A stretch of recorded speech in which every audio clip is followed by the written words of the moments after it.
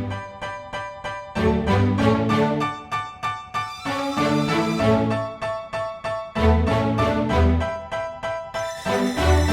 know I've been around and doing it, but now it's my time to shine and start proving it. I'm losing it, I'm moving it. The city is where I'm made, Bostonian flow, I kick it a back day. Yeah, I got game, God in a fan way. We the city of the champs, every sport we play. Spit wetter than the harbor, yeah, I'm flowing like the Charles. I be speeding on this beat, call it Turnpike Miles. Yeah, it's Google signing on, John to the Hancock, and I'm always key, I'm ready to unlock. I be doing big things. Welcome back, everyone, to the newest edition of Once a Week. I'm Billy Gianlutis, guys, and today we got an incredible guest. You already know him. He is the traveling teacher, Pia Panopoulos, a co-host of Once a Week now. But today's special guest has spent 7 years in the teaching industry to where now she has transitioned out of the necessary school system to where she's actually into the sales area, still connected to schools, but she is finding more love in that transition process. So we wanted to get her on today to help you through that transition process, but to see more of the joy that comes about when you take a new step for yourself, when you step into a new change for yourself, when you find more joy in wherever it leads you. But on top of that, guys, she brings so much more to the table. She is a vegan with a keen love for animals, but then also she potentially has a bodybuilding future that she let me know about. So I'm excited to dive into that. But Kaleigh, I thank you so much for being here. Guys, I give you Kaleigh Mehringer. Awesome. Hi, guys. Thanks for having me. I'm excited to be here. Thanks so much for coming. Kaleigh, tell us, so just for a little background here, we met at our master's cohort for when we were getting our master's education. Tell us a little bit about your background in teaching and what you got going on now. Yeah, I didn't go to college for teaching to start with. So I was just sharing with Pete here that I actually started in a sales career. I had a degree in finance, wasn't really sure. I started in accounting, which led to a sales position opening. Not really the sales world I was super interested in or had any like passion behind certain products that I was working with. And I had always had this desire to be a teacher. So kind of taking even more of a step back is when I grew up in Lowell, single parent mom. And I was like, oh, I think I want to teach math. Like I always had a love for math, like thought I could do well with it, babysat my whole life. So I knew I could handle kids. And my mom said to me, you'll never make money doing that. And as an 18-year-old, I was like, well, I need that cheddar, right? I need that dough. Forget it. Like, why would I ever like set myself up like that? Like, I want a better life for myself. So I sort of just like took that for gold and pushed it aside, ended up doing finance. It was still mathy and figured I'd figure it out, which I really didn't. So once I was just finding like, oh, this world of tech sales is not like, I'm not passionate about it. And I was just thinking more about like, I can't do this my whole life. Like I want to do something that means something to me, which led me to go, all right, maybe I'll just go back to that original like 18-year-old dream of becoming a teacher. Wow. The long story short is I was like, what do I have to do this in Massachusetts? I have to get my master's. I have to pass the MTELs. And you can ask a couple of my girlfriends. We had this big road trip plan and I was like, I can't drive. I need to practice for my MTELs. Wow. And I, for hours, was just studying for my MTELs awesome. During this road trip. And they were like, this is the worst road trip ever because you're trying to be this teacher. Like you're crazy. So fast forward, I passed my MTELs right away, get into Leslie, and the way the cohort worked for me was it was 2 weekends a month, Saturday, Sunday, 8 to 5. And then so it was accelerated, but everything else was sort of on your own. And then once it got down to the end, which is where we met, you took the more like math level classes if you were in a math teacher position. So jumped into school and then started applying for jobs once I was licensed even. So I hadn't even entered school. I had no experience. Got my first gig just being like a long-term sub at a charter school. Did that for a few months. A job opened in Stoneham, Massachusetts for like a math enrichment teacher. And they were like, oh, so talk about your student teaching. And I was like, I haven't done that yet. I just was like a long-term sub for 4 months. And they were like, but I was like, give me a shot. Like, I'm telling you. And they were like, all right, this was another like long-term sub. If it works out, like, well, hopefully we'll offer you a contract next year. But I'm like, you're going to offer me a contract next year. Like, it'll work out. And it was great. And I really loved it. And at the time, so that was like 2016. I loved it. I couldn't imagine myself ever leaving the classroom at the time. So taught math enrichment, ended up being a core math teacher just with maternity leaves and people leaving and stuff. And I think at the time, I mean, like, I loved what I did and I was great at what I did, but like, there was also this sense of like, we could put you anywhere and you'll be fine. So I spent like every year I was somewhere different. I'm sixth grade this year. No, you're back here this year. That's so great this year, which is like, you take that as a teacher, like at the time, you're like, all right, well, it's great that like my superiors see me in this way where they can put me in any role and they are just like, you're gonna crush it. But also I'd like to be in one grade and like, like really hone my craft in this age level or this curriculum and like do it over and over and reflect and get better. So eventually I sort of fell into that, but did some bouncing around. And I just think, after the pandemic, it was a big shift in how education changed, how education's being viewed. It still is. I think there's, teachers are feeling a certain way. It's more palpable for everyone, whether you're a teacher or not. Parents are, either for it or not for it. And I mean, I have always been really lucky where I've worked with really supportive parents. So it hasn't been my experience, but I know it's not everyone's. For sure.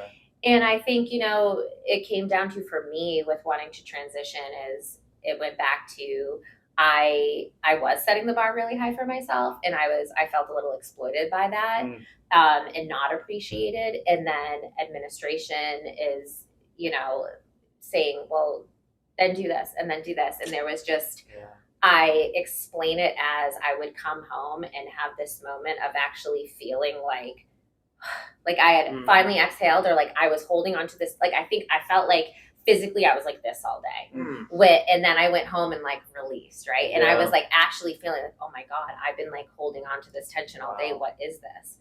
Just constantly exhausted. And I kept being like, really at first it was like a moment of anger, right? Like, I'm so good at this and I'm great at making relationship with kids and I love my kids. And even like when you have your bad groups, you still love them and you just like connect with them and want the best for them. And like, that was so great, but it's all this outside noise that's ruining this job for me. So I started like actually feeling angry at administrators, at decision makers who just weren't asking like, we know our kids best. We're boots on the ground and really we're saying, we want to hear you. We want to listen to you. And then we're sharing and filling out 8 million surveys or having these open conversations. And they're like, thank you for sharing. Nothing, right? Moving on. Like, right? And then we're like, well, next steps with that sharing, what? So you asked, right? You're listening. We're so happy you're listening. No, you're not. Like, you're checking the box. We listened, right? We asked. Right. We asked. We listened. Thank you so much. We'll do better, but without actual like, here's how we're doing better. And that's not, every administrator I've worked with. I've like had some amazing ones that were like that, but then they left and they left education or they left the administrator position and didn't go back, so what were they dealing with too? Like, I always said, as frustrated as I would get with an administrator, I also felt for them too, and handling all the things that they were handling and the pressure, and knowing that maybe there were some things that they didn't even agree with that they felt pressured to push down on their staff too, right? So I just think everyone is in a really interesting situation right now and doing their best. But for me, I was just like, I can't do this. Like, I knew I was, And to your point of you leaving, other teachers leaving, administrators leaving, it is like the whole system is getting shaken up right now, right? And unfortunately, a lot of the really good teachers and the really passionate people that really love education like you do, they're going to try different things, and it's difficult. I mean, it's especially like you said, it's like I want to do this. It's my dream. I'm going to do this. I don't ever see myself leaving. I was the same exact way as well. And it gets to a point where, things start to get a little sour and it's tough, but it's nice that you kept in the education space, at least for the time being. And, it sounds like you've made a lot of transitions in your life, which takes a ton of confidence, right? Especially you going in from sales into the teaching and basically being like, hey, I know I haven't student taught, I haven't done anything, but you're going to love me. You're going to give me a contract. Let's do this. And it ends up happening. For sure. That moves in a ton of confidence. And you mentioned so much in the little intro there that I feel that can just be unpacked. And one area, a couple areas, but even the administration aspect, like I get to speak to a lot of schools or speak to the staff of a lot of schools with what I do. And I see across the board, administrations, this might not be you, but administration, it's like they have so many hats to wear as it is that they, again, as you said, mark off the boxes. Right. But then I get to come in and speak on like, all right, let's give back to your staff because they're drained. Yeah. And then we're going to now change everything because of COVID. So they're even more drained. And the teacher voice, I feel, is getting lesser and lesser because parent voices are getting stronger and stronger. Administration voices are getting stronger and stronger. So teachers now are kind of stuck. But that connects to something major that you said that I could work with a lot of clients on. And I just think it's a keen sign that you made the right decision to transition to something else. And that's where you get home and then you can finally breathe. Yeah. And you're so tense. I got a client who he was trying to transition. He wants to open up his own gym and everything like this. But he always brings up that specific point you said where if at his current job, there are times where he's just so tense, he forgets to breathe. Yeah. And it's because I believe that's because there's something in you, it's a fear response, but there's something in you saying, I don't want to do this right now. I know there's something more for me. And you listen to it. Yeah. So I give you so much credit for that because for anyone listening right now, watching right now, if you have that same feeling, you got to take that step back as she did when she got home to like, all right, what is this? But more so, what do I want to step into? The point now where you're finding love in the sales game, right? And it's in the educational aspect. All your experiences are coming together, but it shows that it's all linked, right? And the trusting yourself aspect that we always bring up here, trusting yourself, moving forward in the direction for yourself where that feeling, that fear response, like, all right, am I going to continue to deal with this every single day where that response becomes my daily routine, as many of us do in the world? I'm like, you know what? What's the other avenue? And I think there's always another avenue. I mean, you get to talk about that all the time, but there's always another avenue we can follow, and you found yours. Now with IXL and sales, everything, but dive deeper into that. You know, like, what do you see for yourself now being in the sales game? And, you know, you started in sales way back when and then moved to teaching to now being sales where you found more love for it. Do you think you had to go through this entire process to get here? Yeah, I do. And I think for me personally, it came with age and just like maturing and like the confidence thing. Like a lot of it for me was faking it first. Yeah. Like I get that. You're going to give me that contract. I've done this for 3 months and I have no student anything. And I'm starting Leslie in a couple months, but you know, like it's really just like faking it. And now it's not fake anymore. Like it's who I am and what's important to me. And I think a lot of, for me personally, like it's experience in general and a coming of age thing, right? And I think a lot of people can probably relate to that, like especially as a female, like when you're 21, you're worried about this and this, and then you grow into yourself and you're like, no, this is who I am, and like I know my strengths and I know my shortcomings, and I'll work on that, and just being super like introspective about those shortcomings and actually wanting to better yourself professionally in relationships, platonic or beyond. But I wanted to step back too and just like to your point and like make it like, I think as teachers too who are feeling like I can't leave or for whatever reason, a lot of it is like good teachers are because like it is those kids, right? Like that is weighing so heavily. And really great teachers are, you know, like, of course you need to know the content and know how to deliver it, right? And knowing it isn't good enough, right? Being a teacher is a different step. But it's my personal belief that it always starts with connecting with your scholars, right? So I was so worried about that. And if I leave, I am letting down the children, you know, right? But at the same time, it was like, yes, are they going to be casualties in this in some sense? Sure. There's other great teachers here. They're going to move on, right? I can stay in touch and be their supporters on the sideline. I mean, like they leave us every year anyways, right? Yeah, right. So I think it's important to note that like in that transition, like I had to say no, because this impacts my family because I come home and I'm drained. This impacts how, you know, and my husband comes home and he's like, hey, how's your day? Yeah. You know, like, and how that must feel day after day for him when he's like, well, great, I'm home. Nice to see you too. You know, like, and I don't have children, but I can't imagine, like, I've heard from so many moms who are like, I'm giving so much here to like children I love, but aren't mine. And I'm going home and I feel like I'm falling short as a mom because I'm cranky. I'm not spending time with them. I'm too tired, or I'm more irritable because of that tense feeling. Right. So it's just like, you do have to weigh and be selfish and say, but hold on, like if this means I'm going to lose my family or lose my friends or not feel good, like my health is deteriorating. I'm not sleeping well. I'm stressed. I have, you know, these ailments are popping up, you know, because like I even found like physically, like I was getting more sick, like just like, why am I sick again? Why is this sickness low? Probably because I was just like, Yeah. my immune system was Stress. low because Yeah. stress was high, sleep Yeah. was low, and everything was sort of just like falling apart in that way. So And especially like, in schools in general, and remind me, it's middle school that you mostly taught? Yeah, right, middle school, you're on 24/7. Yes. You are, and that Yes. feeling that you talk about when you come home and you just release, it's because you are tight all day, because you have 30 kids or whatever in a class 5 times a day. Yeah. And you are the person that is taking care of these kids, Right. So Right. that level of stress is so big. And that alone is stressful enough. And then you have all these extra things that are put on top of you, especially somebody overachieving like yourself.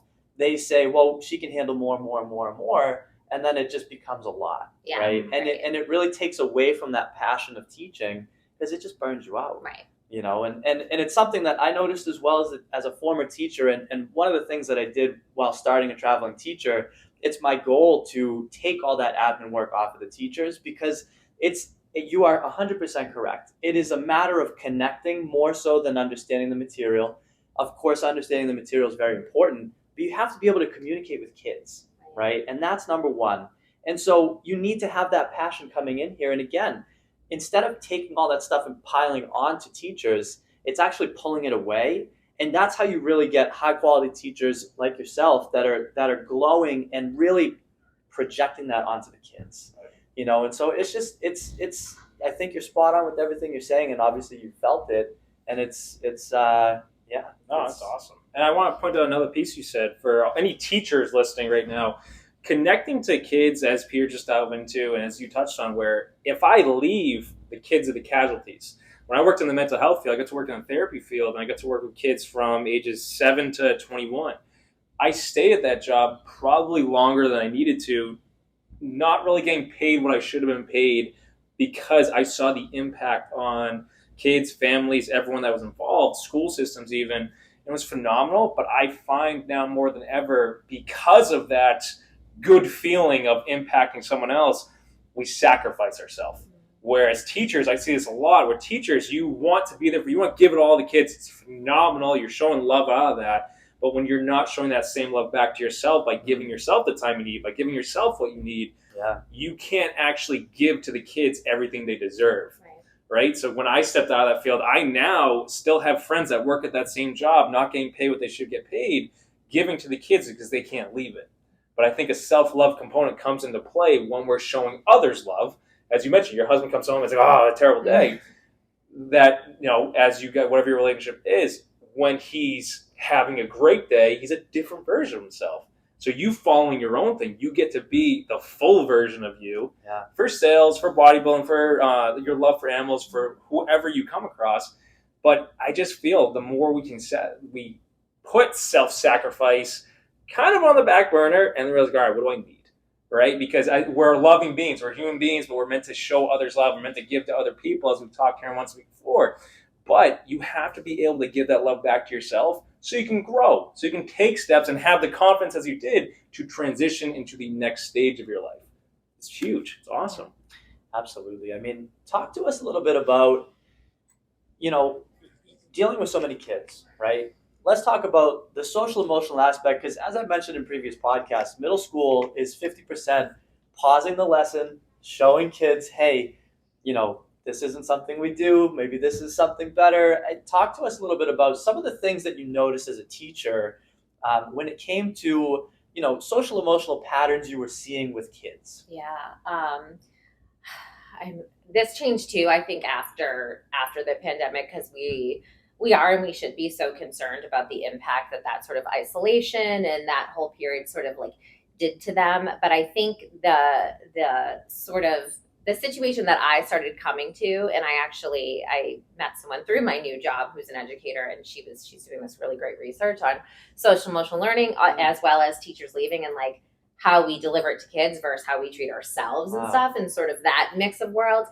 And I think social emotional learning is so important, right? And how I always sort of like managed it with my kids. One, like, especially in middle school, this, like, they are no BS. They know if you are not authentic, they are going to know. They are going to see right through it. So what's really great, why I love middle school, people are like, you're crazy middle school. No, I get to be myself, right? Yes. I don't have to dumb down and be little and do a show all day, but I also don't have to try to like engage teenagers who are, you know, on their phones or whatever, right? It's, I can just be me, and they kind of grab to that. So we teach kids, like, you know, to obviously like talk through things, be empathetic, and we give them grace in certain ways to give them the space to do that. Like, hey, you haven't submitted this work, or we're noticing things. And I was always very intuitive to like, something's off with this, like, and having conversations and giving them the space for that. But maybe extending too much grace, I found to be a little bit like, well, yes, let's have, if kids are getting to a fist fight, absolutely, we should have a conversation to dig into that and why it got there and stuff. But it's restorative to have consequences too, right? For sure. There's something to be taught, and if I'll just take like the workforce today, if we were to plug some of them into expectations that are on us as adults in the workforce, like, I think a lot of them would crumble. Like, what do you mean I can't color instead of doing my work? I'm having a bad time. You know what I mean? Like, a lot of, like, you hear a lot of say, like, well, if social emotionally, like, they can't engage in something. And it's like, I understand that. And I used to tell my kids, like, listen, guys, when I have a bad day, if I had a bad night, or my dog was up doing this, or, you know, it's something just, I'm just not feeling it, like, I'm going to share that with you. Or if the class before, it wasn't a good class and now I'm angry or irritable, like, I'm going to tell you guys, not going to be my best day. Like, please, whatever. So like, I'm going to share with you. And if you're not having your best day, let me know too. Right. And I think when you're authentic and genuine about that, then kids don't exploit that. Like, I'm having a bad day. I can't do my math today. You know, like, and I would be frank with them about that too. Like, it's not, oh, I have a headache again. Like, you know, if you have a headache every day for 3 weeks, I'm going to send you to the nurse, and there's a real problem, you know, but like, kids, like, just opening that door to be like, and to be gracious about it. Like, all right, well, and then it's making accommodations, not saying, well, then go get a coloring page. And, you know, as long as, of course, there's not some bigger social emotional need there, because sometimes that is appropriate. Of course. But it's, what does, you know, like, how do we work through this together as a team? And I think the workforce should work that way. If you are in a good workforce and you can have a collaborative adult-like relationship and back and forth. So I think mimicking more of that with kids, like, here's what a healthy job looks like, because school, I believe, aside from of course learning and gaining knowledge, is preparing them for work in the real world, and to be adults and to function in society, which we spend most of our lives working, unfortunately, about most of our adult days, right, are spent at work more than with anything else. Right. So the other part of that is the grace we are extending, but is not being extended to teachers or administrators. And what I wanted to add about the administrator part is, I think a lot of administrators who don't necessarily agree with maybe what they're being told to do or saying to do are feeling uncomfortable because there's so much turnover there too, right? Well, the new superintendent came in and they're running this agenda, and I'm a new principal, so I don't want to muddy the waters until I'm comfortable here. Because I think, and fair enough, right? I would say sometimes, oh God, if I'm a new principal and this is my first new job in a new school, do I really want to go against what the district is telling me to, this needs to be our goals, and these what our goals are, whether you agree with them or not, right? Maybe not. Maybe I'm just like, hey guys, so these are the goals, and how can I try to support you? And you know, and I do think administrators that were more comfortable and had more experience and were there longer had a stool to stand on in that way, to say, hey, you know what? No, this isn't what works, because my educators are great, and this is what's working, and this is what we're seeing. We're going to do it this way. And advocating, right? We have less advocates because of more turnover. So it's just like, and it, maybe even on the educator side, even now I'm working with folks who are educators for like 1 to 2 years, like they're still in their 20s and stuff. They're like, oh, like I was in and I was out, right? Because, or my first year was pandemic year, and then I was out. You know, they experienced a different classroom that I walked into in 2016, and so there's teacher turnover, there's admin turnover, and I just think everyone gets better in their role as time goes on, as you reflect and learn and grow, right? And how can we grow if there's that much turnover at every level. For sure. Absolutely. I mean, I think the overarching message that you just spoke to is just super, super important in general, and especially with the kids.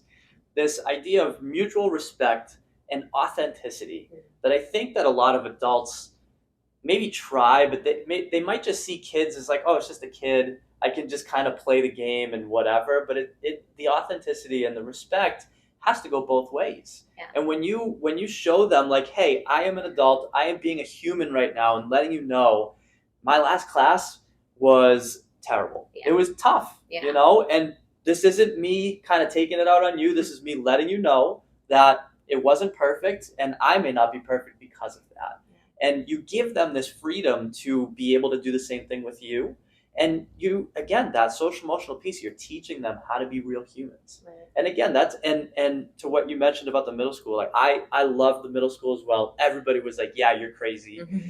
And to a degree, I'm like, yeah, I guess you're right. But it is such an awesome time because, again, the high school, you are focusing way too much on, the curriculum, content, totally. and the elementary school is, for me personally, I joke, is too many boogers and tears for me to handle. Right. So the 7th grade was the perfect time, the perfect age for that kind of stuff, and you can start having real conversations. Yeah, with them, right.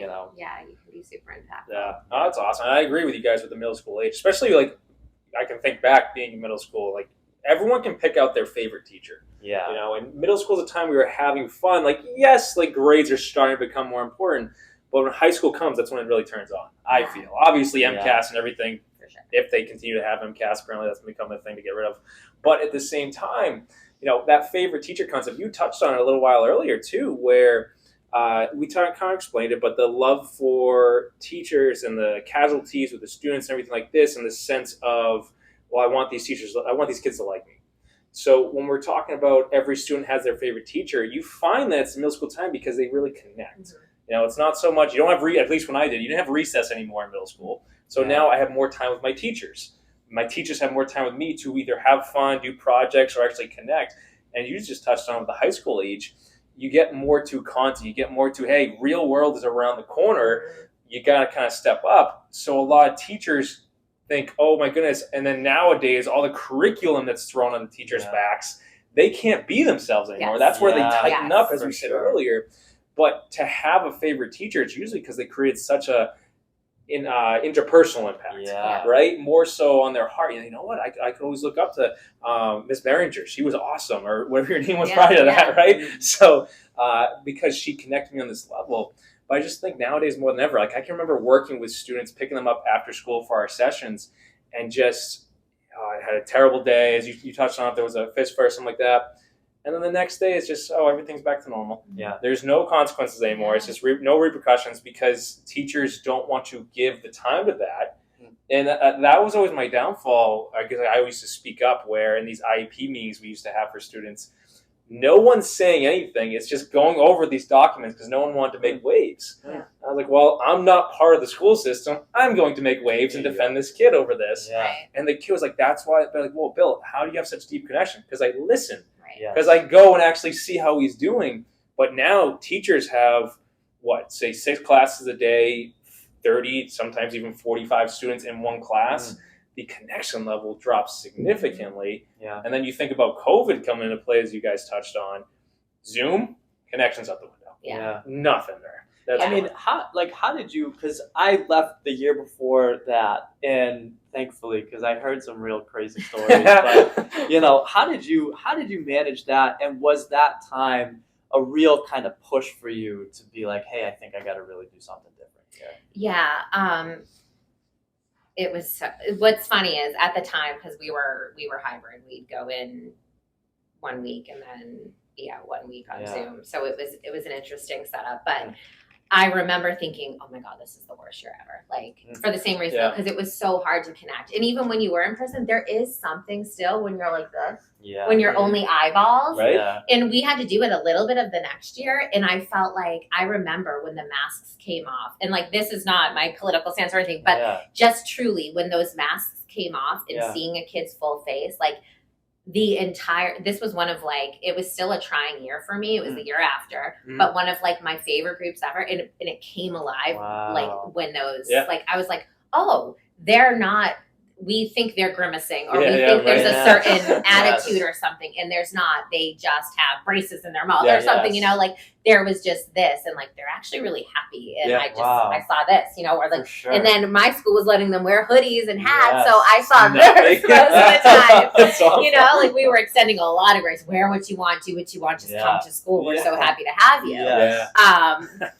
But so that year I thought, oh my God, this just can't get any worse. But I was compartmentalizing it's because it's COVID. We're going to go back. Everything's going to be normal, quote unquote, right? Yes. And then I think even in that year of like, oh, we're back and things are not normal, they actually feel worse. And now, because like that first year was like, teachers are amazing and like thank God for what you do, because parents were home with their kids being like, what the hell? Like, you know, like, get out of my face. I can't do this math. Like, you know, like thank you, please. Like thank you for you do this all day with with 30 of them, you know, or you know, so and you're just like, yeah, thanks. Yeah. Glad you can, you know, like appreciate it. But when they were back, it was just like, well, what are you gonna do now? You know, what have you done for me lately? Like I think the appreciation started to dwindle, and they were like, well, pick it up. And then when kids were struggling, because naturally, like you can't make connections over Zoom. I have trouble paying attention to meetings on Zoom. I'm like, but I gotta send this email on this side.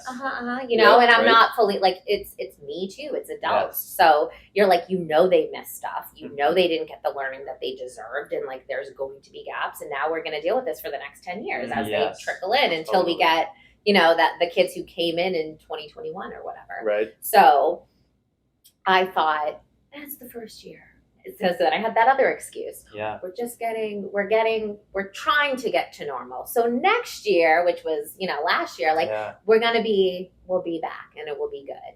And what I found was the kids were far more damaged that year, social emotionally, academically. As a math teacher, I'd say on average, like just fluency facts, like think about their multiplication tables, right? Yeah. On average, I would say like on a bad year, I'd have like 15% of my kids who didn't have them, like on a bad year. Wow. And now it was like, 80% of my kids don't have them.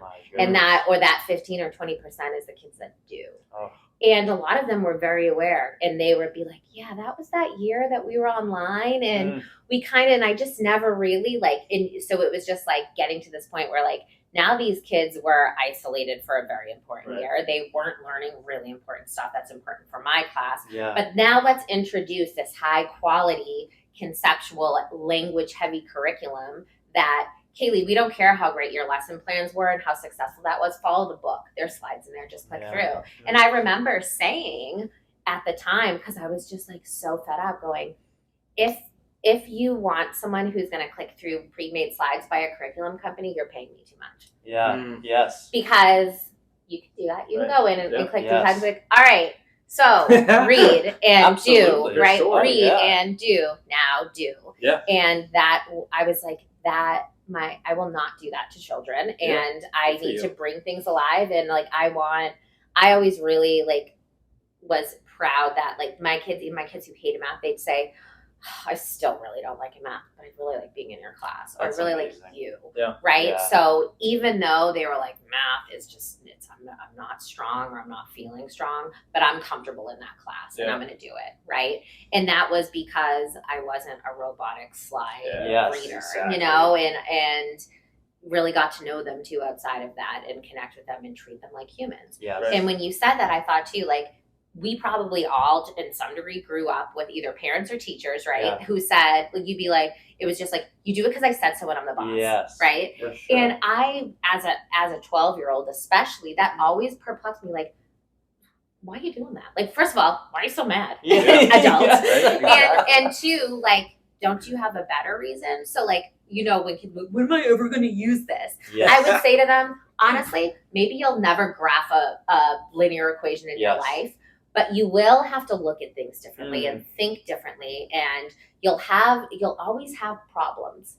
And when you're thinking in here and you're solving or you're struggling with something, you're working through problems. Wow. You let me know if in your life you don't have a problem that you have to think and work through. I'm really just training you how to be a really critical thinker. And to look at things in different ways. And then they'd go, oh, okay. That's awesome. You know, like it was always like, all right, so one, acknowledge maybe Yes. you're never going to work with a graph. Yeah. Maybe you're never going to use the Pythagorean theorem. Yeah, Probably right. not. Yes. Maybe, but probably not. Right. But you will have to think.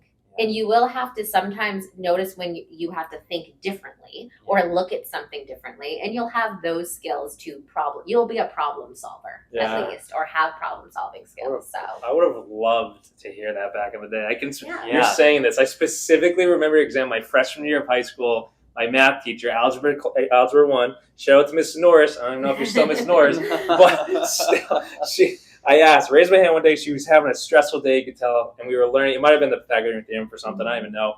And I go, when am I going to use this? I just, tell me that. I just want, not in a mean way, just specifically asking, because I was just so bored of what we were learning.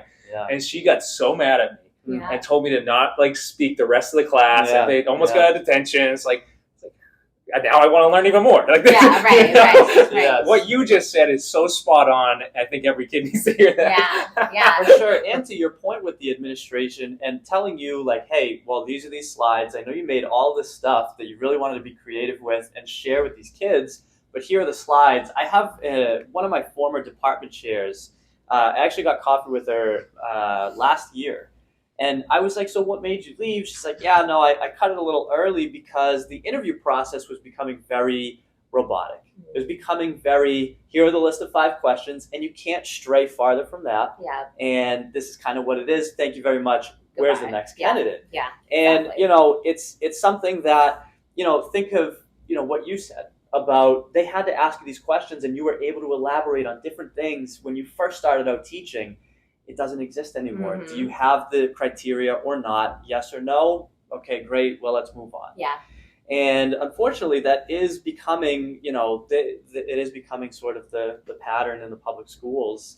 And, I hate to say it, but it is. And things need to be shaken up a little bit. I do not know. I truly do think to myself, what is the next 5 years of education going to look like?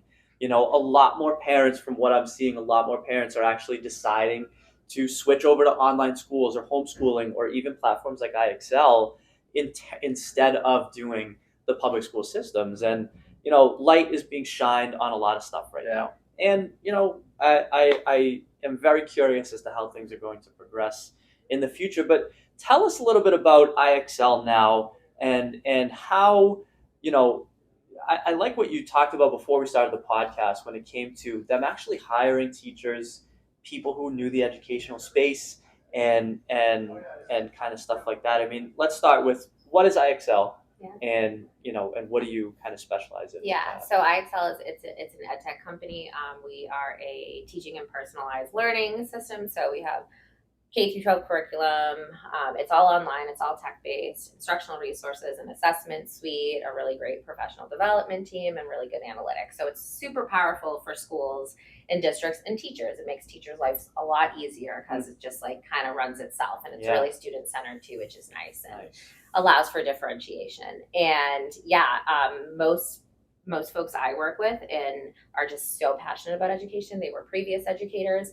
And just now I'm meeting with schools, I'm meeting with teachers, administrators, instructional coaches, and it's such a more impactful conversation to be like, I was you, or I know this, or hey, and I was a user of iExcel, so it was a very, easy transition for me to be able to, consult about a product that I use and how I used it, which has been helpful too. I'm not just well, this is what I think teachers could do it for, but I don't know. You tell me, you're a teacher, right? I come from the world, and I'm so, what we talked about previously was that, I'm so passionate about education. So in leaving, I was just I actually asked myself too, the unknown was too scary for me, right? The what's going to happen in 5 years. Yes. I was I played that for 1 year, because that was my last year. I was well, let's see how it goes this year. And I did the 1 year out of COVID. Maybe we're going to get steam again and we're going to go back to, and I just knew that wasn't the trajectory of how things were going. And it sounds like it's still not. So I was I can't stick around for this. And the good news is I still identify as an educator, and I always know the classroom is always there. Yes. So in 10 years from now, if I'm know what, man, I want to get back in there. I can Right. go. Like For sure. it's there. I'll keep up with my licensure and stuff like that. But more importantly, in the world I'm working in now, like I still like watch school committee meetings. I find them fascinating. Wow. Like especially Nice. with like, with my schools and the customers that I'm working with. Like I want to know what's top of mind. And really because especially as someone who's like childless, like I don't have my own children, but like children are going to run our world Yeah. someday, Yes. right? They're going to Yes. be the us. Yes. So it's still very important to me to Yeah. make sure that that's not a disaster, Yes, right? 100%. That's awesome. So, Absolutely. I'm so, and I was sharing with you too, with Leslie and the cohorts we were in, how it was set up. It was such an accelerated program where Yeah. it feels daunting to be like, oh my God, every other weekend, 8 to 5, my whole weekend's gone. And then I Yes. go back to the classroom Yes. after a week of teaching Mm. and I have to keep up with my assignments. Mm. But they went by so fast They because did. it was just like, I loved it. I loved conversations. I loved talking with people who are working with children and just like education. And I just loved it. So like, Yes. I knew this was my passion and I didn't want to be like, all right, let me go back to slinging any kind of software, Yes. right? Like, let me be in a world that I have a ton of knowledge about. I've been boots on the ground. I understand how, the administrator side, and I'm so empathetic to them. But I was a teacher and I'm so empathetic to them. But like, I want to talk to these people. And ultimately, this is a platform that helps everyone, student, Yes. teacher, administrator. So I was Wow. like, I want to be a helper, right? Like, and to some, like I do more consulting, but it is sales, right? Yes. I'm talking about them buying and using this product. But like, for me, it feels like consulting. It feels like, what's going on here in this school or in this district, and like what can we do to ease that for everyone, That's awesome. right? That's awesome. So it's fulfilling in a different way. Like I'm not out of the space that I really love and care about and want to talk about and want to stay updated about. Like if anything, sometimes I feel more entrenched or more like insider info. I'm like, For ooh, sure. this is how this town's doing this and that town's doing that, and this one, like really understanding like different perspectives, whether it be the level that they're at or the content they're in or things like that. So it's a different kind of love. And then I know ultimately what I'm doing is impacting students in Yes, some way too, which is sure. really nice. So for me, it's not that, it's that being on all day. Like, and it's that on is so different too, because you are responsible for the lives of other people's children. Correct. Someone once said to me, I was in a screening interview. It wasn't my interview. It was one we were doing. And they said that someone had said to her, that one child that, is frustrating you or might be struggling or maybe they're a behavior issue or something, that one child is someone's whole world, right? So think about at the middle school level, you might have in total, although you have 30 kids in front of you, maybe you have 100 kids on a daily basis, right? Those 100 kids, there's at least one person in their life where that child is their whole world. True. Yes. And now you're responsible in this 6-7 hour frame for someone's whole world, Wow. right? And they're learning, which is like even more so, Oh, right? yeah. Because that's going to carry on. So it's just like a different level of pressure, because even when, you have prep or you have a break, you're still like, you hear something in the hallway and you're like, Yes. what are you doing? What are you doing? Okay. Is there- Yeah, like who's crying? Who's upset? Yes. Like, is there fighting? Like, why are you at your locker? What's in your locker? So like, Yes. it's a different kind of on, because I think Yeah. even presenting, because now I do, like I say, I do a lot of consulting, and Yes. sometimes I'll still feel like, oh, whew, I was on all day, Yes. but in the fun way that I liked being on with my kids in the Yes. classroom outside of but knowing I'm not responsible for this adult in the For room sure. and his livelihood, So it's like, Yes. it's such a different on. Yes. So it's not only, and I feel the same way about nurses and people in healthcare, right? They're really on all day and in a similar way, right? Because they are responsible for lives, right? Yes. And I felt responsible for Oh my God. lives. Yes. So it's you're on, you have to teach, and you're responsible for lives. So Yes. it's like, it's very intense, and that has subsided and made my mental health a lot better. Yeah. Good. So even when I've had a busy day, like, it sounds so crazy to like, I never thought I would be like, wow, like I had fun. Like I'm having fun again. Yes. And I used to like teaching it didn't feel like a job because it was so fun. And even when it was crappy, I'd be like, well, I know I'm going to laugh every day. There's going to be a kid who's going to make me laugh. We're going to have a moment and we're going to laugh. Not once, twice. Like I'm going to laugh during my day at some point for better or worse. Yes. And those moments were nice. And now it's just like I said, like, even if there's a busy day, it feels like busy, productive, busy, fun. Yes. And not busy, a little bit of fun, and then a whole lot of madness. And like when I'm decompressing now, it's like decompressing from having really intense conversations Yes. like we're having now, right? Yes. Like, and then it's like, oh man, that was a good conversation. Yes. Or like, that's how I feel when I'm meeting with Mm. schools and people and talking about education and really just like-minded people who are meeting with me to make Yes. something better. Yes, Yeah. for sure. And you know, that idea of, you know, both of us having been middle school teachers and having been inside of the system and then coming from outside and working inwards, it's very fulfilling because, again, you said you're dealing with students, teachers, administration, whole school districts. You're seeing the whole big picture. They're putting everything on the table, and you are taking that with your experience, and you're saying, all right, how can I fix things, move things around, do little bits here and there for the entire structure to make everybody's life a little bit better and a little bit easier and a little more fun.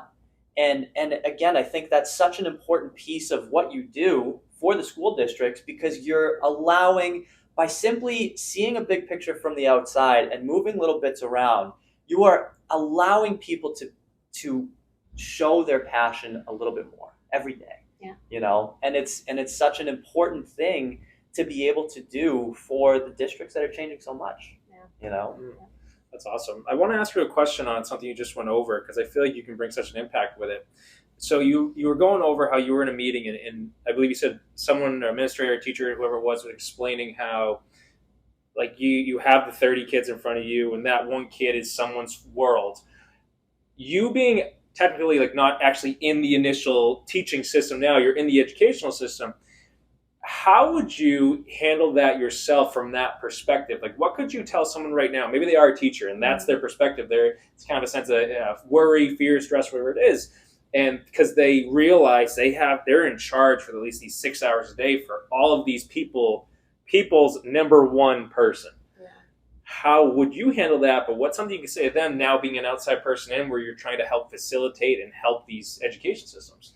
Yeah, I think for teachers who are planning to continue teaching and want to see that through, it's just not being so hard on yourself and knowing that if that's your thought anyways, if your thought is I'm taking care of everyone's whole world's here, right, is in my hands, that's right there, that's more than those parents, those aunts, uncles, grandparents, whoever that is their whole world. I think they would love to hear that and know that, right?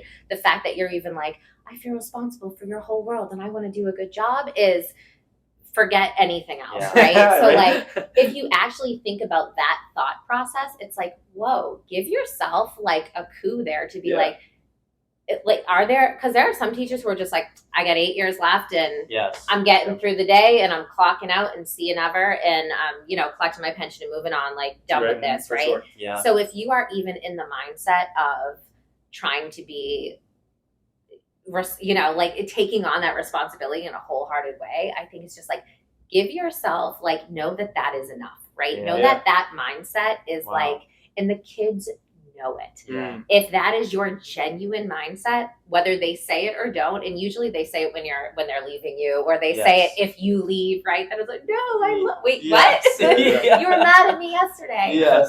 You don't know until you know. Sometimes some aren't so like vocal about what an impact you are on them. Yeah. Like they do know. I think they feel it if it's genuine too. So like, let that be enough. Like, let the fact that you're considering that and doing what you need to do to best, service that thought is amazing. Yeah. Like, and we need more of that. And like, please stay. Like, I know I left, but like, if it's in you to stay and it's not, like, put yourself first for sure, but know that like that is such a great outlook to have and how meaningful it could be for our future. Yeah. Oh, that's awesome. I tell people all the time, if you are good with kids, if you feel this pull to work with kids, you should go into the schools, teach for 5 years. And then if you're feeling, the way you're saying where people are like, oh, I have 8, 10, 12 years left, I'm just going to stick it out for the pension. It's like, don't let yourself fall into that. It's very tough not to, right? If you're in the system for 20 years and you're like, I got another 10 left and then I have a really good pension afterwards, I get it. I'm not judging you. Yeah. But for people in general, if you are good with kids, if you feel as though you can add value to their lives in the moment, teach them the things that we've been talking about today, all three of us, and go in, try it out, have some fun with it. It's so important. It's so beneficial to the kids. It's so beneficial to society, as you've mentioned before. It's just beneficial across the way. And it's something that we talk about a lot on this podcast, where it's like, hey, you don't have to settle down into one thing for 30 years and call it a life. Exactly. If that's something that you actually want to do, go for it. I respect it. My thing has always been on these podcasts, I feel as though the majority of people that are doing that actually don't want that to be the case, and they just don't know where else to pivot. Mm-hmm. So feel free to bounce around, do these things, educate in some way, work with the kids if you feel that you can offer something good, and then move on to something different. And if you do end up forming such a love for education like Kaleigh and myself here, go in and maybe do it from another lens. But again, just keep going, keep changing. Don't be afraid of stagnancy. Stagnancy should be something that you look at and say, that's not going to be me in 5, 10, 15, 20 years. I want to do something different, which I give you a lot of props for. Yeah. You've changed a lot of different things. You've done a lot of different moves in your life. And you've really put the time and effort in, even on road trips or anything where you were like, no, this is what I'm doing. Yes. It's sacrifice, but I'm going to do it. Right. And this is something that this podcast is really all about. And it's something that I think a lot of people really need to hear and see that it's possible. Yeah. Right? It's see that, like, hey, you had fun while you did it. Of course, you missed the kids. Having these little stories back and forth, I'm like, oh no, like these kids, sure. I miss them so much. But again, you got to take care of yourself, and you got to keep moving in whatever direction it is you're supposed to. Yeah. So no. Seriously, I think like two things important for that. One, like if we are constantly evolving as we're aging, like I don't know in 10 years, like how I'm going to change, how I'm going to evolve. So if like we are constantly changing and evolving, so why can't our dreams and hopes and how we move through things like. I used to be like ashamed, like, ooh, I jumped from this to this to this. And now I'm like, no, that's badass. You know what I mean? Like a part of me is like, no, I did it because I was like, this ain't for me anymore. Yes. What can I take my skill set and apply it to something that's relevant to me now? And I want to, kick butt. And, here we are. So I feel no shame. If anything, I'm like, this is pretty cool. Like I set my mind to something and I do it. But I think it's so important because some teachers are like, oh, I have this, and teachers have amazing skill sets, right? Like I feel like you throw us into anything and we can make it work, right? And it doesn't translate on a resume, for sure, right? So there's so many people like, well, I want to and I could, and like, but there is work though, right? Yes. Like to your point, like the sitting on the road trip and doing all the studying to pass the MTEL to become a teacher, like I wasn't just like, I'm just gonna sign a something and go, like it was work. Yeah. Even in transitioning out.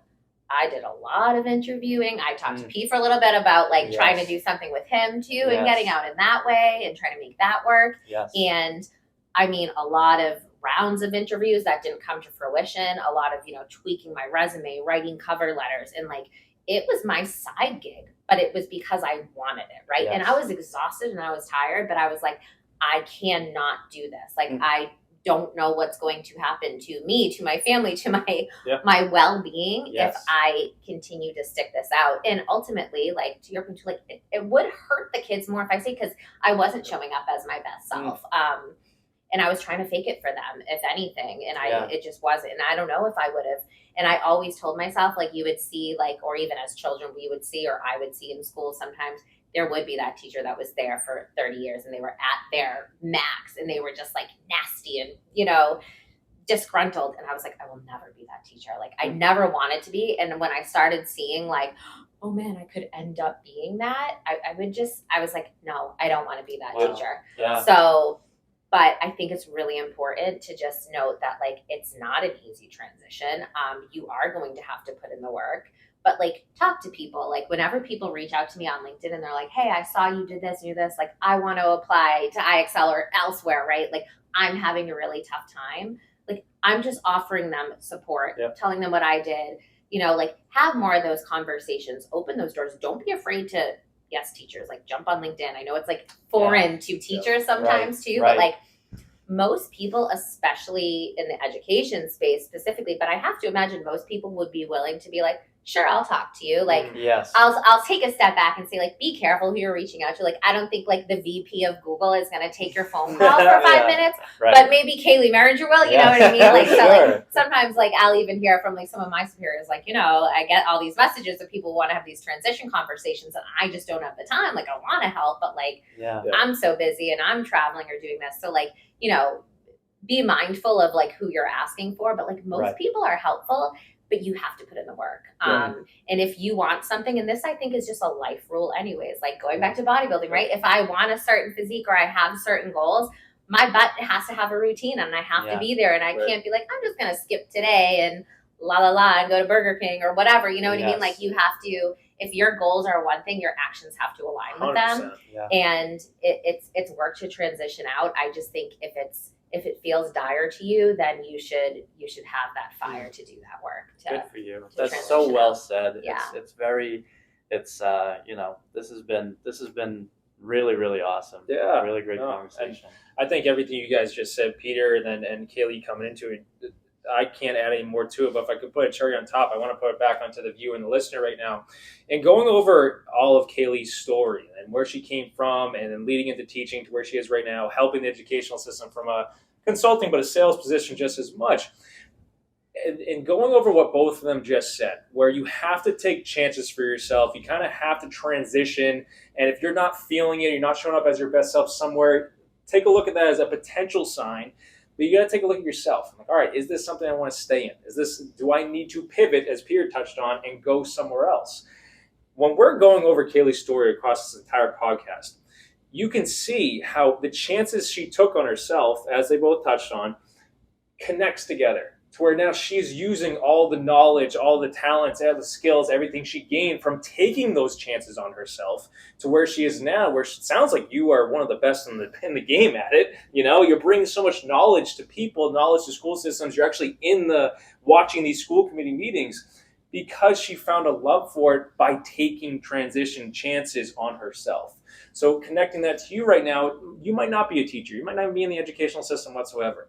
But take those key points for yourself, where if you take a chance and move in a complete opposite direction of what you've been moving in, you still have all that knowledge, all those skills, all those strengths you gained from along the way to help you move forward into this next direction. So it's not necessarily you're starting brand new. There's so much knowledge, heck, you can call it wisdom, experience behind you that can help you along your path. But you got to believe in yourself. You got to trust yourself. And I think you even touched on that there was a fear of what could be at one point. And little by little, you kept taking steps to where you are now with even more experience. So if you're someone that has that fear, you never know. Sometimes you lead into the fear. Fear goes away because you essentially moved forward with your faith. Now you get so much strength behind you. Now you have more confidence in you to move forward into whatever direction you want. Take it and run with it. But Kaleigh, I thank you so much for being here. And I do want to add one last question, because you said your love for animals. You said you even just touched on bodybuilding a little bit. Touch on it a little bit right now. Like, bring more of yourself, your love right now. What's bodybuilding like for you? Because you said potentially a competition in the future. Yes. I'm just super obsessed with my health overall. Nice. And I think with veganism, like, I'm a big animal lover, so I was eating animals, and I thought that's a little hypocritical. So I just said to myself, okay, well, if I'm going to try to transition to this diet and I don't have any adverse health effects, I'm going to stick with it. And if anything, I feel better. So I've stuck with it, and I feel great about, you know, the decisions behind it, and also just how I feel.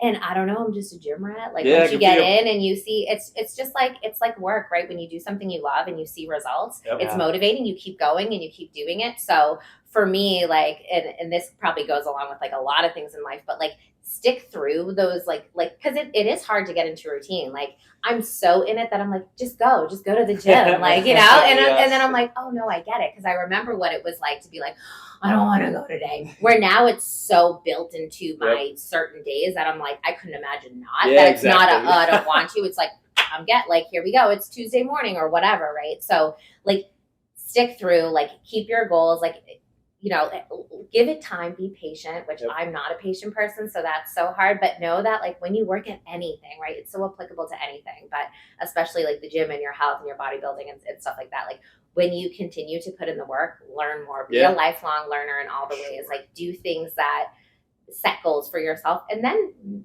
reach them, right? Like it started as this like, oh, I want to lose so many pounds and blah, blah, blah. And I'll do it going this way, to being like, I feel really good. Why would I stop this and go backwards and just go back to my, like less healthy habits? Like maybe I'll continue. And when I did, even though I struggled and like there's ups and downs and, like days I ate the cake or didn't go, but like pretty much like I kept like rising to the occasion and being like, you have this goal. This is how you meet it. This is how you do it. And now it becomes a part of your life and routine, much like things that you love and care about do. So sure. Yeah, it's been great. Awesome. It's a lifestyle. So yeah. I feel like I could throw you under the bus right now. You said last week where it's, I got to try and get back to the gym. This has been a little too long where I'm just like, I got to get And how many times have you left and you're like, that sucked. I'm not going back there. Like, it's never that. You're like, I feel good. It's and so it's done. true. Right? I appreciate this talk. Bring up the bodybuilding. All right. This week. Exactly. Next podcast. After this, we hit. That's awesome. But no, Kaleigh, I appreciate your time here. Let me ask you one. Peter knows I ask this question to everyone. Is there a lasting message you want to leave for anyone right now? Considering we went over education aspects, went over transitioning to a different job, went over the teaching and educational system for that matter, your bodybuilding, the things you do for yourself that kind of truthfully, it kind of allow you to stay whole. Bodybuilding, the vegan aspect, you're giving more to yourself now in this next stage of your life. Is there a lasting message you want to leave for anyone? Yeah, so give more to yourself in whatever that looks like. But also be self-aware. I'm trying this new thing where in my imperfect moments, whether it be at work, with my friends, with my family, with my husband, right? Like, be self-aware and then self-correct, right? Because I always say self-awareness is great, but it's nothing without self-correction. I think as humans in general, we have a really hard time taking criticism or like actually calling out our own like legitimate faults. Like I'll give a great example. My husband went on this great trip to Florida. He went golfing. One of my dogs was sick one of the last days, and I was very frustrated. Just like I had a busy work day and had this dog. And when he came home, I was like, hi. That's how he walked into the house after not seeing me for 5 days. I was like, what's up? And he was like, you're not going to like hug me or kiss me? And I was just like, I'll do it later. Like, you know what I mean? And I said to him today, I said, hey, I want to let you know, like, God, I was such an a-hole when you came home from Florida. Like, you must have thought, like, wow, this marriage sucks. Like, in that moment, not in general, but like in that moment, like, hi, I haven't seen you in 5 days and we're like reuniting and you're just like, sup, right? So like, I was just like, I was a jerk in that moment. And then I said, oh, and I was weird. And I go, you know what? No, there is no excuse. Like, you're my husband and I care about you. Wow. Those excuses don't matter. Like, I want to recognize that and call myself out and I want to do better. Good for you. But do that, like, I think that being, like, be that kind of hard on yourself where it's always a self-improvement, right? Whether that be physically, mentally, or just like who you are as a person. I'm trying to, like, when I hear little pieces of gossip and stuff, I'm like, not engaging, right? Good for you. Like, is this really healthy? Like, do I want to engage in this? And like, be a listener, not a participant in negative things. Like, and it sounds so dumb, but like, have some affirmations or write down something that's a goal and put it on a Post-it and stick it there. 100%. Even if it feels far-fetched. I am going to leave the classroom and be successful. Like, if that's a sentence that you can read, like, put it there and like have it come to fruition and do the work, right? Exactly. Manifest and do the work. 100%. Wow. Yep. Very well said. Oh, that's very well So said. that's my wrap it up. That's awesome. Piece. No, I love it. Guys, take that. It's true though. You know, being self-aware, but then self-correction as well. That's what helps you grow. It's what helps you grow into the person you want to be. And as she just touched on, maybe it is the Post-it note. But put your goals down. Put it on the wall. Put it on the mirror every single morning so you see it, so you can remind yourself of it, so it can become your reality. But it gives you a goal to move forward towards every day. Maybe it is bodybuilding. Maybe it's one way or the other. We're talking about discipline. One way or the other, every single podcast is trying to help you discipline yourself to see yourself, self-aware, self-correctness at a higher level so you can become that higher level. They can run with it. But Kaleigh, I thank you so much for being here. I appreciate all the knowledge you gave to us on everything that you've done in your life, but the educational aspect, the impact it's had on you as a teacher. And something tells me if you ever wanted, you could be like a teacher's coach. Yeah. I could see that being something down the line, just how you're helping people now. But that's just my impression right there. But is there anything you want to add, Peter, before we close everything? No, honestly, your endpoint was really good, right? And it's something that I haven't heard said in the way that you said it, where it's self-awareness and self-correcting, and it's very important. So well said. Thank you again for being here. Yeah, It's thanks for really good inviting seeing me. you This is again, super fun. and again seeing those transitions from when we first met when we were doing the Masters cohort together to now, and just seeing the process in between. So Yeah, thank I'm you proud again. of you too, Pete. So. Thank you very Yeah. much. Appreciate it. Going places. Guys, I thank you so much for tuning in. Please like this mess on YouTube and hit that thumbs up button below. The more that number goes up, the more the algorithm catches it and shares it to more people. And then if at any point in this message someone popped in your mind for something I said, Kaleigh said, or Peter said, there's a clear-cut sign to you that person might need this piece of information, share it to them to help them. Lend a hand. Not to share once a week, not even to share the podcast, but to truly help someone else out and play a role in that. And please subscribe to Once a Week if you're not already. We're breaking through 11,000 and it's huge. Let's become a part of it for yourself. Let's spread more positive messages. And if you're in need of a coach who can help you in anything, guys, go to BillyGLifeCoaching.com and check out everything. But set up a free call with me. I want to be right there for you. Peter, tell them about a traveling teacher before we close it. Yeah, check out travelingteacher.com. Any kind of education needs that you need, homeschooling, online schooling, just private tutoring in general, or if you just want to chat about potential options, give us a call. Happy to check that out. If you want to find out more about my motorcycle trip, check out @peter.panopoulos1 on Instagram. And yeah, let's have some more fun, huh? Do you have any social media handles you want people to follow you on? Yes. If you want to follow my vegan bodybuilding journey, it is @buildwithkale, like Kaleigh, Kale, Cool. or kind of Nice. play on words with the Yes. vegetable kale. So Nice. Build with Kale. Yep. Awesome.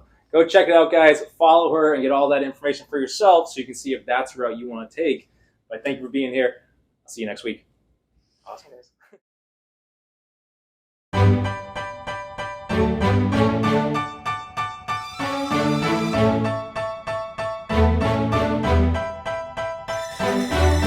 You know I've been around and doing it, but now it's my time to shine and start proving it. I'm losing it, I'm moving it. The city is where I'm made, Bostonian flow, I kick it a back day. Yeah, I got game, God in a fan way. We the city of the champs, every sport we play. Spit wetter than the harbor, yeah, I'm flowing like the Charles. I be speeding on this beat, call it Turnpike Miles. Yeah, it's Buku signing on, John to the Hancock.